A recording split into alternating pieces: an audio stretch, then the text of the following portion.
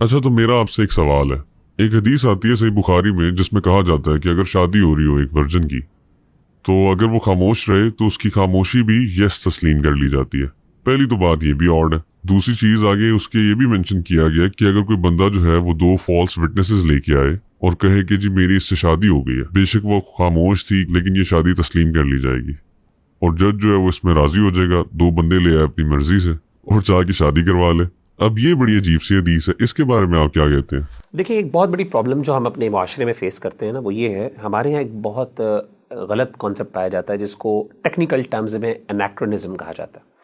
انیکرونزم basically یہ ہے کہ کسی دور کی ایک روایت اور ٹریڈیشن ہے اور آپ اس کو کانٹیکس سے نکال کے آج کل کے دور کے اور آج کل کے کانٹیکس کے مطابق دیکھیں اور آپ کو وہ بہت بڑی آڈ لگے، اولڈ فیشن لگے اور آپ اس پہ کرٹیک کریں. اس کو کہتے ہیں انیکرونزم. یہ جو آپ نے پہلی بات کی کہ جی خاموشی جو ہے یس تسلیم کر دیا جاتا ہے، دیکھیں ہمارے معاشرے میں جہاں بہت زیادہ خواتین کو اوپن اور ان کے رائٹس اوپن ہونے کے اور اپنے رائٹس کے بارے میں بات کرنے کے اوپر پروموٹ کیا جاتا ہے، وہاں پہ واقعی یہ بات بڑی عجیب سی آڈ سی لگتی ہے کہ خاتون خاموش ہو گئی تو بس یس ہی یس ہے. لیکن اس معاشرے کو اگر آپ دیکھیں عربوں کے معاشرے میں، تو وہاں پہ یہ سوال حضرت عائشہ نے کیا، ایک خاتون نے کیا اللہ کے رسول صلی اللہ علیہ وسلم سے. اللہ کے رسول، ایک خاتون بعض اوقات نہیں بول سکتی تو پھر کیا کرے؟ کیونکہ آپ نے حکم دیا تھا کہ اسے اجازت لینی. تو حضرت عائشہ نے کہا کہ اللہ، کیونکہ she was a woman, she was part of that society, اور کلچر ان کو پتا تھا کہ ہم خواتین نہیں بولتی، ہمیں مشکل ہوتا ہے، ہر خاتون نہیں بول سکتی. تو انہوں نے کہا اللہ کے رسول اگر کوئی خاتون نہیں بول پاتی، خاموش رہتی حیا کی وجہ سے، تو پھر کیسے وہ اجازت دے؟ آپ صلی اللہ علیہ وسلم نے کہا کہ اگر وہ خاموش رہتی ہے تو خاموشی ہی اس کی ہاں تسلیم کر لی جائے. ہم اس کو فورس نہیں کریں گے کہ وہ اپنے کمفرٹ زون سے باہر نکل جا کے اوپن ہو کے بولڈ ہو کے یہ کہے کہ ہاں میں اس سے شادی کرنا چاہتی ہوں. تو یہ تو بلکہ دین کی اس کے اوپر احسان ہے ایک قسم کا کہ انہوں نے اس کی جو کمفرٹ زون کا خیال رکھا.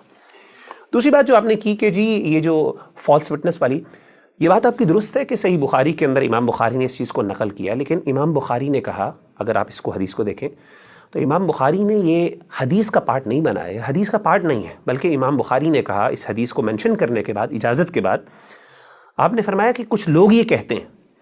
اور بیسکلی امام بخاری نے کچھ فقہا جو ہیں ان پہ کرٹیسزم کرتے ہوئے یہ کوٹ کیا کہ ان کی عجیب سی رائے ہے، بڑی آڈ سی، کہ وہ یہ کہتے ہیں کہ اگر کوئی بندہ فالس وٹنسز کے تھرو شادی کر لیتا ہے اور قاضی اس کو اپروو کر لیتا ہے، کیونکہ حدیث میں آتا ہے کہ قاضی کے پاس ایک اتھارٹی ہے، although ولی کی غیر موجودگی میں اتھارٹی ہوتی ہے. حدیث میں آتا ہے السلطان ولی من لا ولی لہ، کہ سلطان اس کا ولی ہے جس کا کوئی ولی نہیں ہے.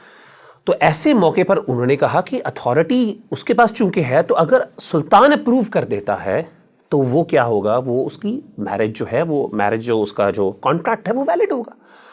although اس سے امام بخاری ایگری نہیں کرتے، ہم بھی ایگری نہیں کرتے، اور اسی لیے انہوں نے کرٹیسزم کیا اس بات پہ کہ بڑی عجیب بات ہے کہ فالس وٹنسز کی بیسس پہ آپ کیسے ایک چیز کو ویلیڈیٹ کر سکتے ہیں. اور اس کو نہ صرف ان فقہا نے خود، بلکہ ان جن فقہا کے اوپر تنقید کی، ان کے فالوورز نے بعد میں کہا کہ امام بخاری نے ہمارے بڑے فقہا پہ تنقید کی. تو یہ تو انہوں نے کرٹیسزم کے لیے مینشن کیا، حدیث کا کوئی پارٹ نہیں. ہم اس سے ایگری نہیں کرتے. یہ کسی بندے کی رائے ہے، کوئی ماننا چاہتا ہے مان لے دلائل کی بیسس پہ، وہ نہیں ماننا چاہتا نہ مان لے. تو اس کو حدیث کے ساتھ جوڑنے سے میرا خیال ہے یہ ایک قسم کی ڈس آنیسٹی ہوگی کہ اگر ہم اس کو حدیث کے ساتھ جوڑ کے اور حدیث پر اس پر اعتراض کر لیں. Okay, that make sense.